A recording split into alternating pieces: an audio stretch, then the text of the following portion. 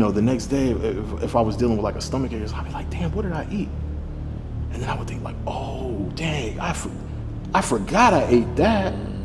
And that's where it started. Mindless eating. Mindless eating, bro. What is it about this time that allowed you to experience the success? Bro, man, that deep question. First, Like, what do you mean? Because right now we're talking about weight loss. yeah, we talking about weight loss. Yeah.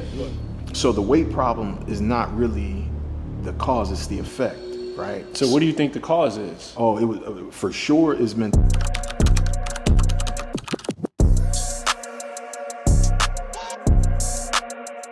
My brother Treezy.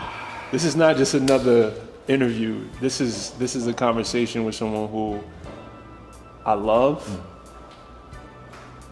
I've been a part of your journey, you know, in different seasons of it. Absolutely. So start off by sharing with the audience, like, what was your heaviest weight? Oh, geez. In the pandemic, I got up to about 325, bro. 325. And how tall are you? I'm 5'10" on a great day. After I see the chiropractor, 5'10". So 325. So Yeah, 325. So currently, I'm 250 right now. So all right. So that's 75 pounds. it's a huge shift. Huge shift. Huge shift. Huge shift. And I know you struggled with your weight for a while. What is it about this time that allowed you to experience the success? Bro, man, that deep question. First and foremost, I just wanted to say that I also share that love that you expressed at the beginning. I didn't want to go without saying that. No doubt. You are loved as well. I think the mentality part of it, I think what's different now is that, like, I'm not trying to solve the weight problem. You know, I think before I was trying to solve the weight problem and everything was Hold on, break that down for the audience. Like, what do you mean? Because right now we're talking about weight loss. Yeah, we talking about weight loss. Yeah. So you're not trying to solve the weight problem. What do you mean by that? The weight problem seem in my experience, it seems to be the symptom of other problems, right? So like you can't solve, like, if you have a cough, it's probably an indicator of something bigger. But if you just keep dealing with cough suppressant, you're not getting to the actual issue, the root of what's causing the cause. Or what's causing the cough. So the weight problem is not really the cause, it's the effect, right? So what do you think the cause is? Oh, it was for sure is mentality. For sure for me, it was self-esteem. It was my lack of discipline. And it was just like my inability to legitimately see myself in that place. Like I wasn't worthy of that. You know what I mean? And then You weren't worthy of what? A healthy lifestyle, like of being healthy, of putting myself first, you know, of like taking care of myself, whether it be like mentally, physically, or whatever the case may be. Yeah. Just in this constant state of like, just putting everybody before me. Like, so like when I started unpeeling layers of like so the biggest difference, because you and I were working out, what, 2016? So I made significant progress working out with you. Thank you know, like you gave me a lot of basics when it came to form, when it came to, you know, when we had a schedule that was disciplined. You know, I was bad with the food part, right? The food part is a huge part too. That's the biggest part. And that's something you used to stress all the time. Yeah. But even like I'm trying to shy from saying addiction to food, because it ain't really a food addiction, but I think it's in there. It's more so like my dependency on food. I'll say that. So I guess it is an addiction. Pardon the interruption. We're going to get back to the interview in a second, but I definitely have to put you guys on to my sponsor, Instant Belt. I've been rocking Instant Belt now since 2023, I believe. Anybody want these Gucci and Fendi belts? I haven't worn them since I started rocking my Instant Belt. The options, the technology, the quality of the construction, everything about this belt is top tier. Now, this is particularly a great belt for people who are on a weight loss journey because it is easy to adjust. You don't have to deal with poking new holes into your belt when you lose weight. All you need to do is use a good pair of scissors, cut the belt, put the buckle back on, and you're good. One of my favorite things about this belt is this micro adjustable track system. It's so gratifying. Click, click, click, click. It's amazing. always the right fit, always the right color. I have 6 of these belts, and there's not a look that I can put on that I cannot find the perfect belt combination. And because Anson Belt is sponsoring today's video, when you click the link in the description or you scan this QR code, you'll get 2 bonus pieces, a buckle and a strap, completely free. So you'll get 3 buckles and 3 straps, which pretty much creates 9 different belt combinations. This is an exclusive deal that you will not find anywhere else. Click the link in the description to step your belt game up. Back to the interview. My dependency on food, you know, I couldn't get a hold of that. Right, so we were solving the weight problem, but I wasn't really dealing with the part that was doing the biggest We were damage. addressing the symptoms. Yes. But we weren't getting to the root cause. Yeah. Right. Now, I think the difference between where I was in 2016, so when we were working out, I got down to maybe like 265, but I'd only started at maybe like 300 on the dot. So, you know, 35, great significant progress. Yeah. And we were what, like 11 months? So it was a healthy weight loss. What was different about this go around is it was coupled with a mental health journey. You know, I started doing therapy, I started doing more reading, started doing more meditating, and I really started working on what was happening here and in here. And the weight loss became like a byproduct of me getting healthier in these 2 places. You know, you would always say like, you know, it's a lifestyle. It's a lifestyle. You know, I don't think I really grasped that when you used to say that. But now I get it. It's really a healthy lifestyle that starts mentally and in your heart. Yeah. You know, and if you can solve those problems, then the weight just kind of follows that. So you mentioned discipline. And I know a lot of men who consider themselves disciplined, but we kind of compartmentalize where we apply that discipline, because you were never an undisciplined person. Like in things you pursued in your career, in your business, you got it done. So what do you think was a block? What was the block that didn't inspire you to allocate the discipline when it came to your own health, your own body? Yeah, that's a great question. And I would actually push back a little bit. And if it's okay to change your terminology, I think like I wasn't disciplined in any of those things. What I was busy, right? Like I was never a lazy person. That's true. I was never a lazy person. But like we confuse movement with progress.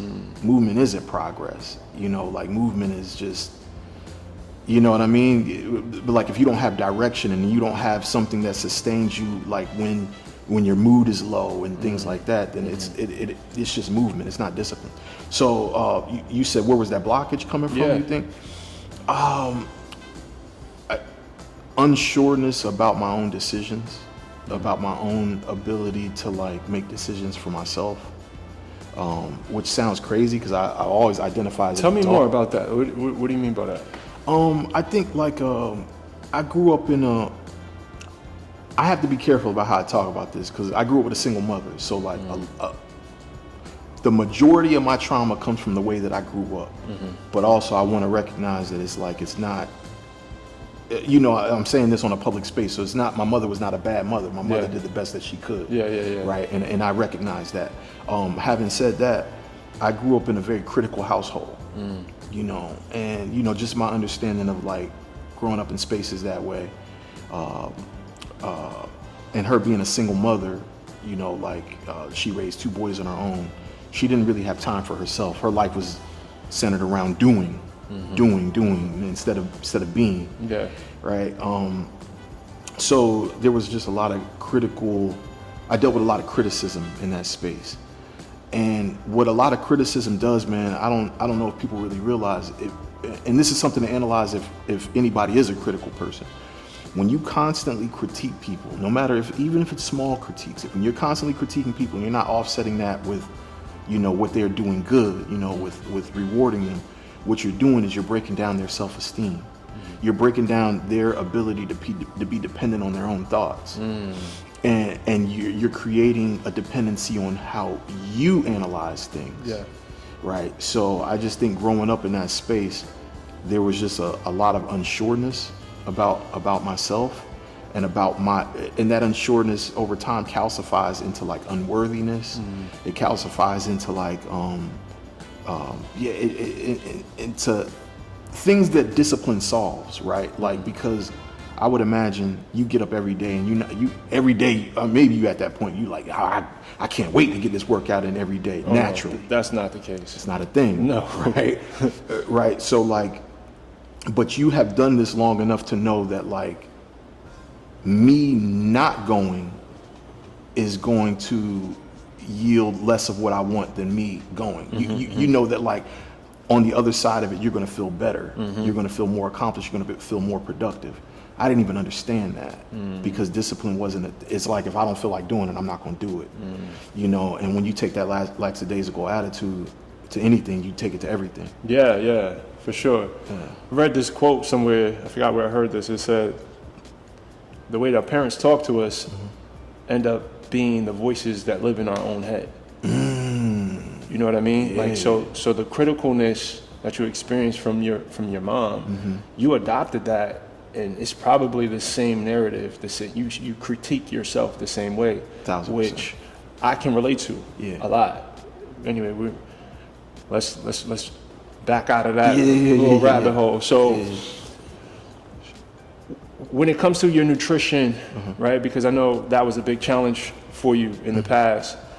How did this new mindset, right? This new understanding of what it was going to take for you to, get your health under control. How did that translate to the way that you approach nutrition?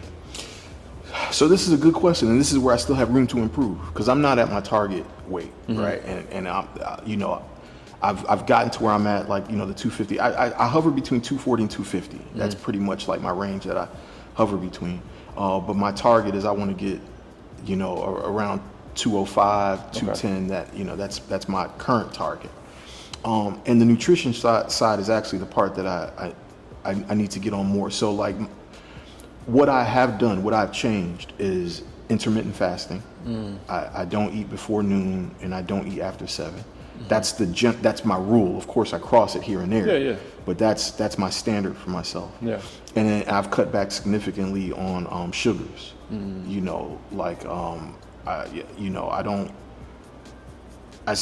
I don't do it as much as I used to, right? So for me, I was just the weight that I was at. Any improvement is a better improvement than nothing, right? So for me, it's not about changing everything at once. It's about changing everything incrementally. Yeah. Because to sustain it. Absolutely. So that's my approach to nutrition now. Is I avoid sugars and I avoid things like breads as much as possible. I try to get my carbs through like brown rice or sweet potatoes or stuff like that, Are you meal prepping? Do you do that? Not for real. All right, so you lost 75 pounds just being mindful. That's it. So you don't really count calories. Nope. You've never really meal prepped with any consistency. Okay. And that's beautiful. I love that because that was the first stage of it, right? It may require you to buckle down a little bit more, just a little bit, to kind of keep things going. But what you're doing is sustainable, right? You got the first 75 off with just pulling a few levers, right? Making a few sustainable changes. Yeah. So no, that's amazing, and I love how simple your approach was. Like, all right, I'm gonna cut back on sugars. I'm gonna cut back on breads, right? I'm going to give myself boundaries with the time I eat, right? And just those simple things, as you guys can see, 75 pounds gone. For sure. And a whole new outlook, and obviously feeling really optimistic about being able to reach your goals long term. So what about exercise? What was your approach to exercise? My approach to exercise, so I started very slow. I just walking every morning, walking and meditating. And at that place, I was maybe walking like 3 miles a day. You know, I'm up to about 6 a day. You know, 6 miles a day. So you're like counting steps, or you just? Yeah, just on my phone. I don't have like a watch Okay. or a pedometer or anything like that. Just whatever my phone tells me. You know, but it calculates distance well.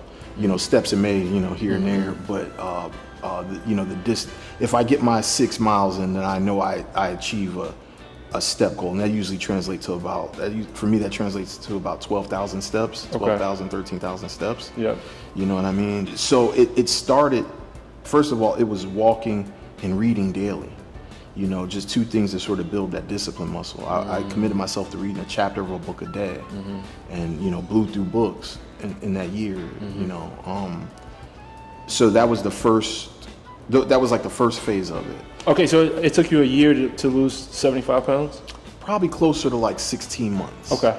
Probably closer to like 16 months, because there was just a lot of slide back and forth. But that's a beautiful pace. Yeah. That's a beautiful pace. So you were intentional about building the discipline muscle by incorporating morning walks and then reading a chapter a day. Would you like listen to audio while you walk, or like what was that? No, I would listen to like podcasts while I was walking, some audio books, but no, I was reading a chapter. Oh, okay, so it's a separate. Okay, I thought you were like incorporating the reading with your walks. No. What I would do. do is I would wake up and I would read. I'd do a little bit of meditation, just kind of like visualization of things that I wanted out of my day, and then I would read a chapter. And after I was done with that, then I would reward myself with a walk. Let me ask you. I'm really big on mindfulness and meditation and using that, developing that skill to help you develop self-awareness. Right. In order for you to learn how to regulate your emotions, how to metabolize stress. Right? And a lot of people, they say, yeah, man, I can't meditate. I'll try to sit down and my mind is going crazy. I can't. What was the process like for you? How did you approach it? How long did you meditate daily? Like, what was the process of making that a habit like for you? That's a great question. So like on the wake up, it wasn't like a time thing. It was more just kind of like, while my brain was in a specific state, just like repeating things and visualizing things, just up until I just couldn't handle it anymore. You know, like your brain starts to wander in and stuff like that. So I would just, I wasn't like on a time frame. I would just do it as long as it felt sufficient. Yeah. And then I would jump into reading. And then, but another level of meditation would come like on my walks. You know, I would listen to guided meditations on the Calm app, you know, while I was walking and stuff like that. So those were the 2 places I was intentional about it, you know. And then that kind of thing, it's like the more intentional you are about it, the more you start like doing it in places, you know, like you know, if you're waiting in line somewhere for whatever, you know, at a clothing store or something, you're waiting in line, you may find yourself just kind of like Just being mindful. Just being mindful. Yeah, intentionally present. Yeah. So if I had to summarize my entire, like if I had to give a mission statement to like encapsulate all of my growth and all my progress, it was this. I came to a place where I said, I want to move from my subconscious as little as possible. I want to be very aware of every decision that I'm making. And I realized I dissociated a lot. I would just be an autopilot going through life. And that's what was getting me in trouble. You know, you talk about counting calories. There was times where like I would forget that I ate things because I wasn't eating it from a place of hunger. I was just eating it to like satiate a specific feeling. So like the next day, if I was dealing with like a stomach ache, I'd be like, damn, what did I eat? And then I would think like, oh, dang, I forgot I ate that. And that's where it started. Mindless eating, bro. Yeah. And you don't know what you don't know. And if it's something that you've done so long, you don't even realize that you're doing it. Yeah.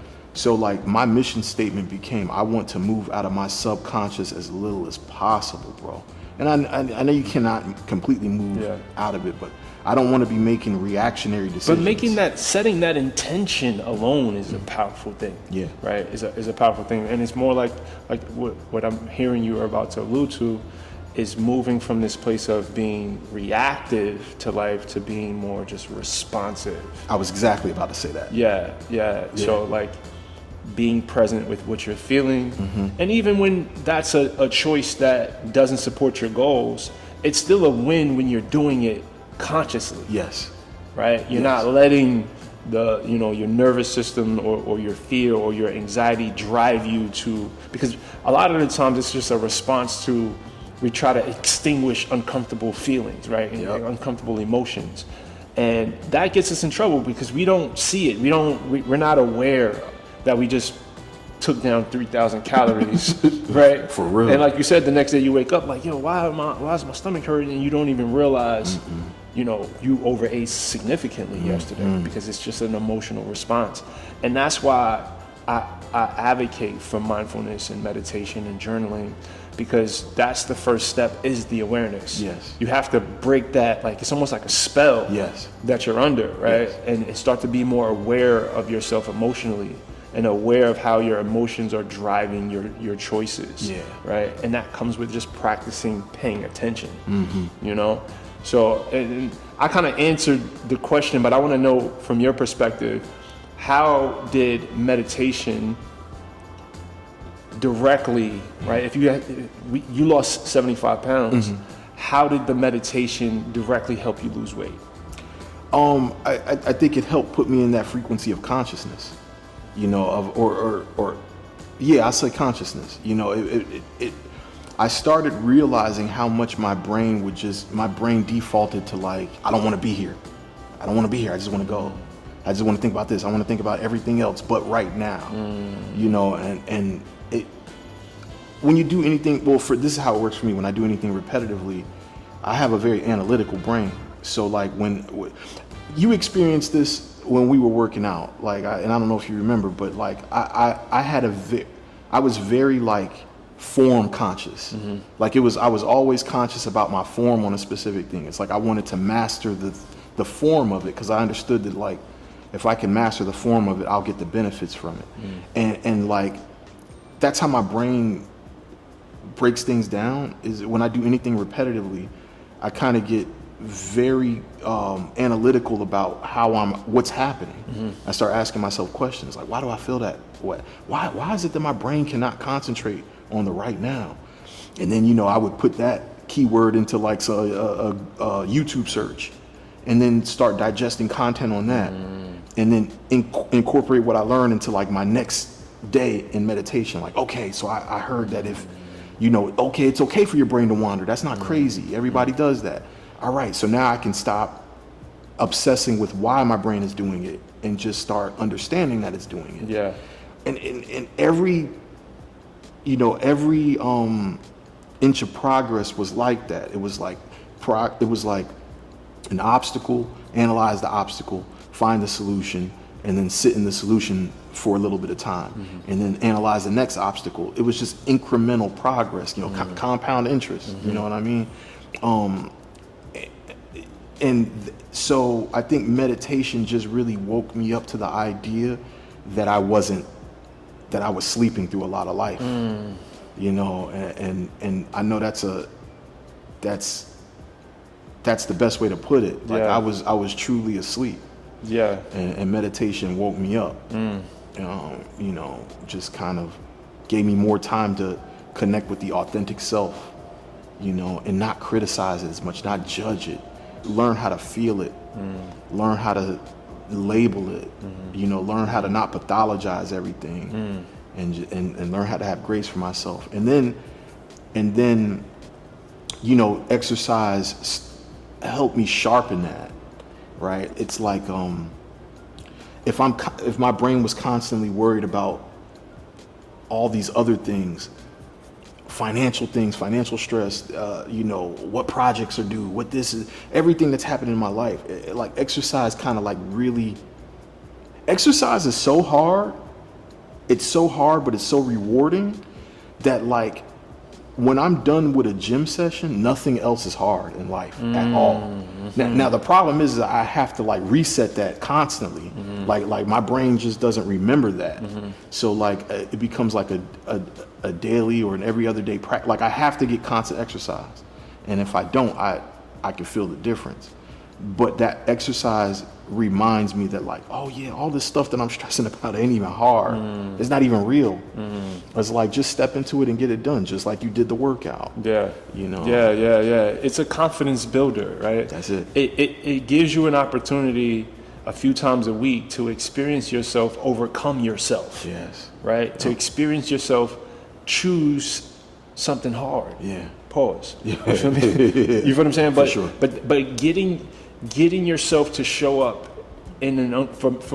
for you and I, right? For most people watching this, exercise is to call it a chore is an understatement. It's hard. It's something that we got to overcome ourselves in order to get it done. And there's something beautiful about choosing that and how it builds you up, right? It builds you up mentally. It just builds your confidence. You feel like a badass. Like, yo, there's nothing this day can throw me, Period. that I can't overcome because I did 50 burpees at the end of that workout just now. You feel what I'm saying? Jeez, I wish I I'm could. just saying, like, I'm just kind of throwing something out there, but I'm just saying, like, Yeah. that experience of yourself, Yes. it gives you a different type of aura, as the kids use nowadays, right? Yeah. Give you different riz. Yeah. At least I hope I use I it don't right. know. We probably both fucking it up, but it's neither here nor there. But just to connect to what you're saying, you're using all the right keywords, the confidence. And I started this conversation by saying that, like, yo, I didn't have a lot of, coming from a critical place, you don't have a lot of confidence in your ability to make decisions. The only place for you you have to use your brain to heal your brain, right? Like that's the, can I curse on this? Yeah. That's the mind fuck. You have to use your brain to heal your brain. It's like you got to do surgery on yourself. Like the playing field is. I have a homeboy that I grew up with, man. He's a doctor now, but he's more of a philosopher than anything. And he said something when we were in college. Shout out to Bob. He said something one time when we were in college that blew my brain. He said, "It is very easy to explain something hard. It's very easy. It is very hard to explain something easy." Right? And where that fits here, it's like when people say things like, yo, the answer's within you, that sounds complex. It really sounds complex because it's so easy. But it's so easy that it's hard to explain. You have to find your way to that journey. Yeah. Like people think that, like, I used, when I was going to the doctor when I was overweight, and I used to go to, she was an Indian doctor, Dr. Shah, and she would say, I don't want to try to do the accent. I just caught myself. But she would basically say, Tremayne, you need to eat less and exercise more. Duh, right? But like, she was very like curt and frank about it. Like that's an easy way to explain how to lose weight, right? But what's hard is like, yo, that really ain't the answer. The easy part is like I have to figure myself out, but that's also difficult to explain. I think, I realized this when I started doing the mental health work, when I really started getting deep into my mental health journey, because I gained the same confidence in understanding myself that confidence spilled over into, like the losing, like this journey and this journey are the exact same. Oh yeah. It's the exact same. Absolutely. And what doing this journey made me realize, like when I was really getting into myself, it made me realize that a lot of people are not doing the work. It's scary how much of your life, when you look back at it, and the things that you hold very close and very dear and that make you up, were shaped by people that did not know themselves. I can probably count on two hands, if I'm lucky, how many people were actually authentic people that truly understood themselves, that gave me the knowledge that I used to build myself, right? So it seems like that, taking that, right, that a lot of people are not doing the mental health journey. And because of that, I don't think a lot of people really understand. And shout out to you for creating a space to make that connection. They don't really understand how much of the weight journey is tethered to the mind journey. It's all of it, to be honest. Yeah. It's all of it. I always say, I always see these memes that says weight loss is 80% nutrition and 20% exercise. No, it's 90% psychology, yo. It's all about understanding your emotions. It's about being able to regulate your nervous system, right? And understanding that stuff. Like, I can throw these buzzwords out there, but I want you guys to understand and know that if you do the research on the impact of your, when your body's in fight or flight, right? When you're not feeling safe, how that impacts you. When your emotions are all over the place and you're feeling chaotic internally, how that manifests as, I'm gonna overeat, I'm gonna feel lazy, it's not a discipline and willpower power problem, right? When your body is in fight or flight, when you are stressed out because you're constantly arguing with your partner, you have a job that you hate, you are not sleeping enough, the cortisol levels in your body is elevated, your body is literally in fight or flight, your nervous system is is just out of whack. And when your body's in that mode, all of your body's resources, all of your mental, emotional, physiological resources are allocated to survival, because that's what your body's experiencing. Yeah. And you experience that as, I don't have willpower. Yeah. When it's not that. Yeah. You feel what I'm saying? Yeah, and that's why the practices, the mindfulness, the journaling, the breathing exercises, bro, that's another bag right there. Oh yeah, man. I'm breath work. Yeah. Ask my girl, bro. At least 12 times a day, I'm having to do some breathing exercises to work through moments, to manage my stress response, to manage my emotions, right? If you notice, when you feel emotionally activated, you feel it in your body. Yeah. Your heart rate raises, right? Yeah. You feel me? There's certain physiological symptoms that you experience. And the breath is like the remote control to the nervous system. Okay. You feel what I'm saying? Yeah, and if you can stop and you can pause, I teach this in my group coaching program, right? If you can train yourself to be aware of when you're feeling, whether it's in your body, whether it's in your head, you feel me? Like when you feel big feelings, if you can train yourself to pause, breathe, notice. Yeah. Don't feel the need to do anything. If you can just practice the pause. Yeah. That is where all your power lies, is in the pause. We get in trouble when we allow the stress, the whatever's happening, to inspire us to react. Or we just grab something to eat because we don't want to feel, and it's so mindless. You don't even know that you're doing it. Yeah. You don't even know that you're doing it until way after, if at all. If right? at all. Because honestly, I was having a conversation with someone the other day.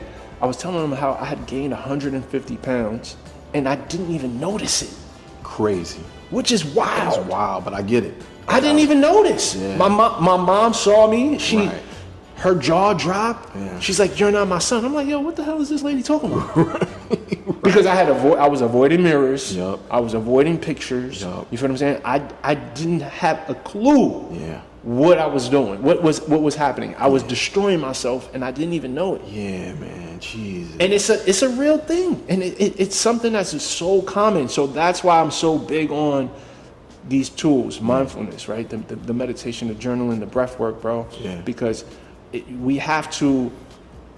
The breath, like I said, it's the remote control to your nervous system. It's also a way for you to connect back with your body. Yes, for sure. And get out of that reactive, subconscious, inspired activity all the time. Like being present. Like, okay, let me feel what I'm feeling. Yeah, so like I do a lot of. Are you familiar with like Joe Dispenza? Yeah. Dr. Joe. Yeah. So he has the whole thing called heart coherence, heart coherent breathing, and it's just basically like it's breath work, right? But I haven't delved really deep into breath work. I just do what works for me. So I don't really understand all the science behind it or anything of that nature, but I just attach to what works for me. And what works for me simply what I do, which seems to be what heart coherence is just an intentional breath in, hold, and an intentional breath out. And what that signals to your body is that I'm not in danger. I'm just not in danger, bro. Yep. We're getting fear pumped into us 24/7 Yes, from everything. bro. Yes. And that's the game. The game is like when I started understanding frequency, that there's like the love frequency and then there's the fear frequency, the lower Hawkins, tier. David Hawkins, he has this graph that outlines The frequencies, right? Yeah, and it's like colored and everything. Yeah. We on the same path. But it's literally it's in the two hemispheres, and this is obviously more for your listeners than it is for you, for your viewers. There's your higher self, which is based in love, the love frequency, and there's that's the big label for it. But there's so many like ancillary, secondary emotions that come in love. Joy, enlightenment. Things of that nature, right? Back to David Hawkins, is that his name? Yep. Yeah, that's like at the top of the pyramid, enlightenment, right? And then the lower hemisphere is in fear, and things like anxiety, things like anger. It has a bunch of subsidiaries that fear does. And when you're operating out of fear, you're more susceptible to control. And not to put on the tinfoil hat, thing, but I think it's people need to understand that like it's all connected. Yep. Right? It's all connected. We look at you look at your financial status and your weight status, and you may not see a difference. You may not see like they're in the same correlation. They're in the same book. Yeah. There's no correlation to you, but the reality is that like, because I was big into like politics and stuff, and I have to really scale back how much I get involved with like the news and all of that. I don't watch none of that shit, bro. I can't even do it. I watch it to be current, but but because of my practices, I know how to like take it and not wear it, but I had to let go of it for years because of that. But that's the game. Everywhere that you go, people have research and development in businesses to figure out how to penetrate your subconscious. That's what social media is based off of. How to get you addicted to this, through comparisons of other people, through whatever fear of missing out, right? FOMO. We kind of like sensationalize these concepts that we don't even realize what we're saying. Even when there was an era, that Drake era where he introduced YOLO. You only live once. That's a fear-based principle. Let me do this thing, out of fear that like, I'm not living my best life. That's a fear-based principle, and we don't think about it like that. But that fear is what allows it allows you to be controlled. It makes you impressionable, right? Very much. And I don't want to go into this rabbit hole too deep, but that's what Christianity was used for in slavery. Don't get me started. You know what I'm saying? Anyway, I don't want to upset too many people. But that will upset a lot of people. But monotheistic religions in general, where there's this concept of like good or bad, just the idea of good or bad. Yeah. I try to deal in like positive and negative as opposed to good and bad, even though we've assigned like good to positive and bad to negative. Yeah, but it's a spectrum that has this yin and yang. Yeah. You don't get electricity without both. Yep. They're not. There is no good without bad, right? Right. Yeah. So like you to place judgment on, but the whole concept. I'm there. I'm tracking. Yeah. But let's bring this back. Right? Well, something I wanted to say, like we were talking about earlier. You're a Sadhguru fan, right? Yeah, I am. I love Sadhguru. He said something one time that was like, it's very simple. Questions are tools to dig deeper, right? And like, I think, for anybody that's like listening or watching that's trying to figure out how to start digging deeper, just start asking yourself questions like, why? Why am I eating this? Why don't I want to go to the gym? And not just like, don't haphazardly just ask yourself. Really ask yourself, like, really bring curiosity to these moments. Yes. Yeah, and without judgment though. Without judgment. That part's important. You want to be genuinely curious and ask yourself, like, self-inquiry is so powerful. Even Tony Robbins, he says the quality of your life will come down to the quality of the questions you ask yourself. Oof. and it's so real though. That's so real.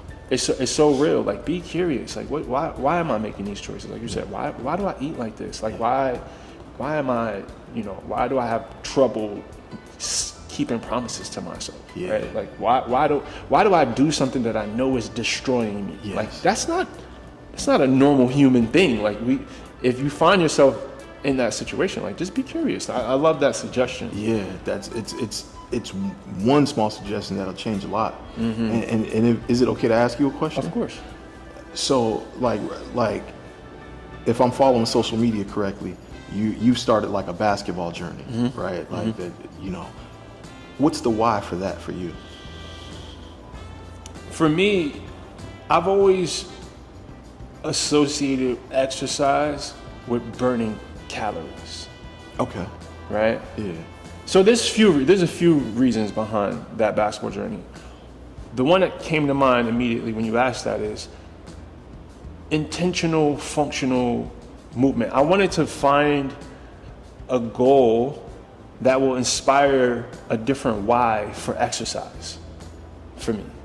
Okay. Giving my movement a little bit more meaning, right? Yeah. And I'm also, all right, that's one reason. I'm also from New York City. Yeah. And ball was life in New York City. And I've always kind of just been a mediocre basketball player. Right. Okay. And that was like a hierarchy in New York City.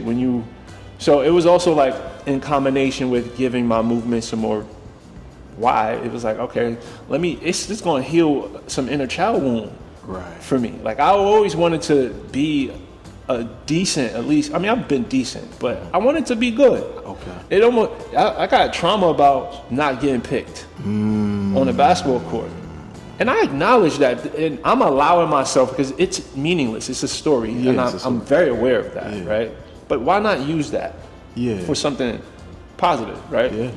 To inspire movement, to create some dope content, like to bond with my lady, like so. But those are the two big reasons why.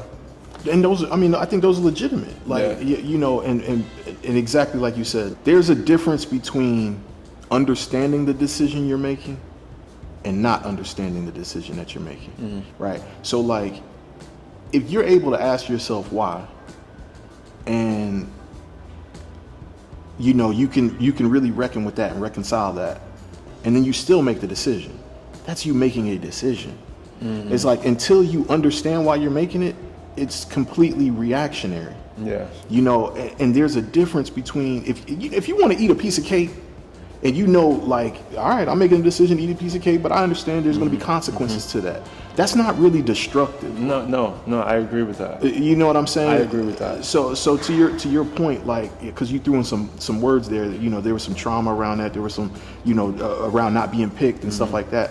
I think just the fact that you can identify why you're doing it makes it healthy. After that, it doesn't matter, right? It's like, I know why I'm doing it. Yeah. I think the problem is when you don't know why you're doing it. Yeah, that's the real problem. Nah, that's valid.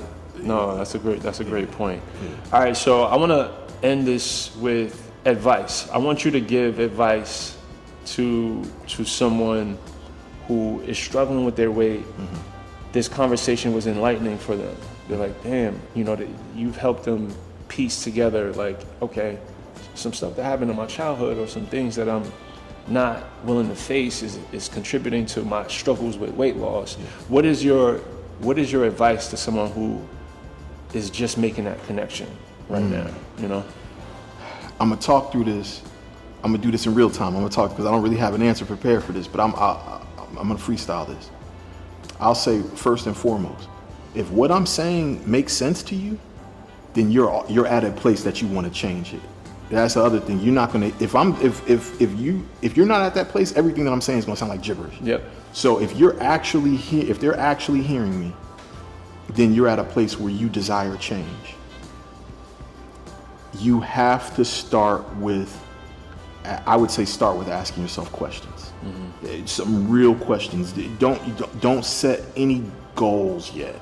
Like, that's, again, man, like, once you master you, everything else becomes the effect of it. The you is the thing, right? And in order to master you have to start asking yourself questions why you do things.